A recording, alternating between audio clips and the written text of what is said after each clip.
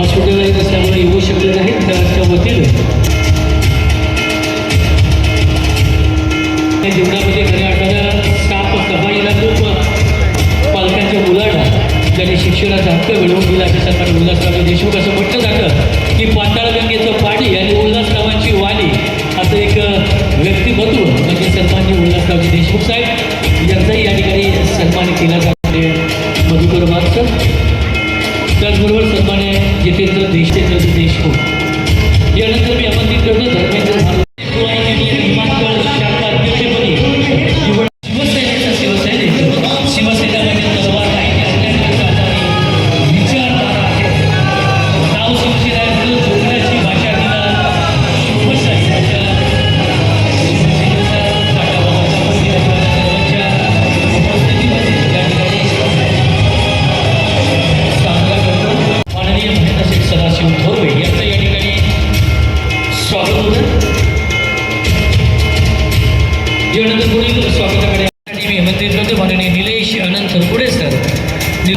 विनंती करतोय की आपण या ठिकाणी वरती ओळखत्या सन्मानाचा स्वीकार करायचा.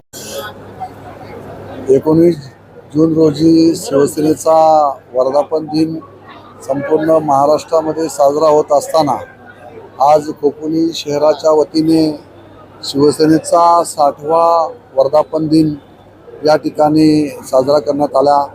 अतिशय उत्साहित वातावरण या सभागृहामध्ये या ठिकाणी होतं. अनेक सामाजिक संघटनांचा या ठिकाणी सत्कार करण्यात आला.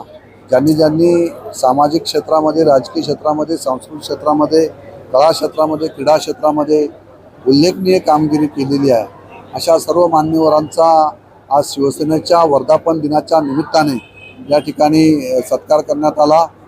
आज आपण पाहिलं की अतिशय खोपोली शहराचं वातावरण, अतिशय उत्साहित वातावरण, या ठिकाणी सगळे माझे नगरसेवक असतील, नगराध्यक्ष असतील, सारेजण मोठ्या संख्येने या ठिकाणी उपस्थित होते. आपल्याला कल्पना आहे की आज खोपोली नगरपालिकेमध्ये शिवसेना, भारतीय जनता पार्टी, RPI अशी महायुतीची सत्ता या ठिकाणी खोपोलीच्या जनतेने कौल दिलेला आहे.